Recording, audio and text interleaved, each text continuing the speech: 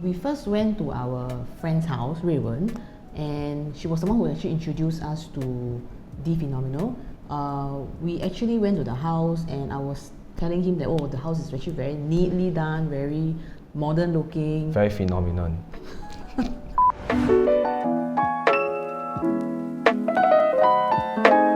Hi, my name is Jeremy.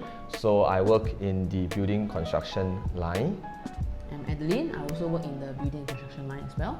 So this is our home. It's basically an executive apartment.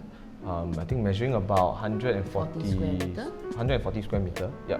So for people who don't know how big it is, it's basically like a 5-room HDB BTO flat plus another bedroom. From the first cut of rendering, I recall what they proposed for the shoe cabinet area is exactly what we actually have now.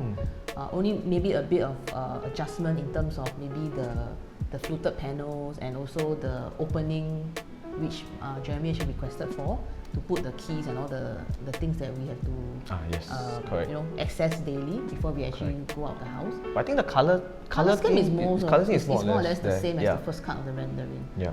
What impressed us for the phenomenal design, right? Even before we signed them, is because Shredden's friend, Wei-Wen. So when we visited the house, surprisingly, they don't have a TV console at all. And this actually, for people who has TV console, right, the most problematic problem is that there's always dust being trapped underneath there. So we had that in our first house, and we said that, okay, the second house we really don't want to have any more TV console. And so we were quite insistent on maintaining a TV area without the console part. So the phenomenon basically kept the design, and this design has been consistent throughout. And I guess this kind of makes my living room, our living room, the statement design for that area itself. So what I like about the living room is actually the whole design is just very neat, and because the TV console is actually not the typical one that is horizontal below the TV. Yeah. It's actually a vertical console that is integrated with storage. So people always come and say, hey, where is your TV console? Oh, yes. Yeah. Correct. Where's the TV console? Then we'll say, oh, then it's inside the glass cabinet. Then they ask how to run the cable. Yeah, correct. Because basically what you see here is you don't see any cables. It's just very nicely and nicely hidden behind the TV. Basically, Adeline wanted to have the space tower.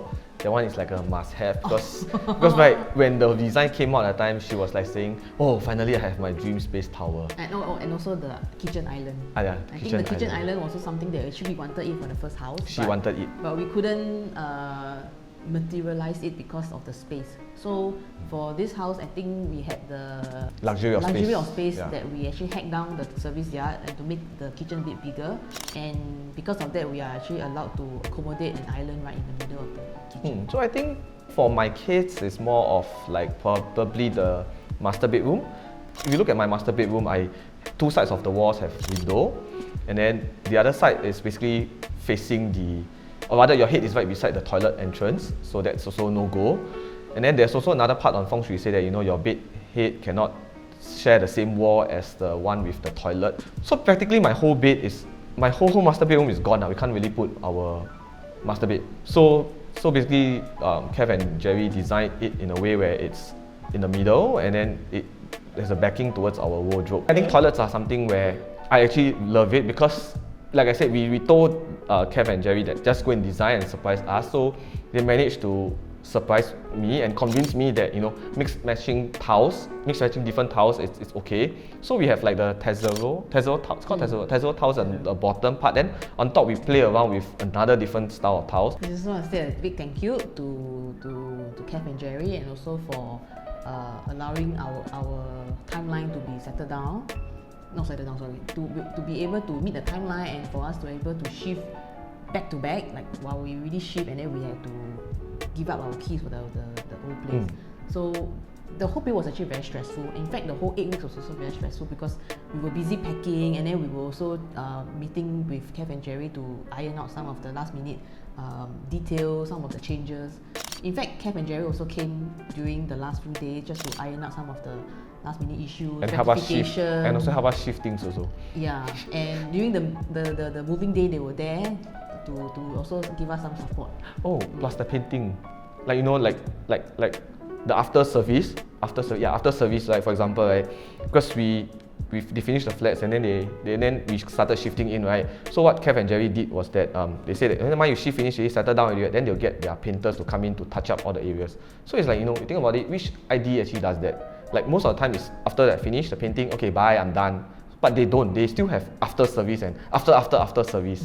So yeah, but please don't quote me when you talk to them.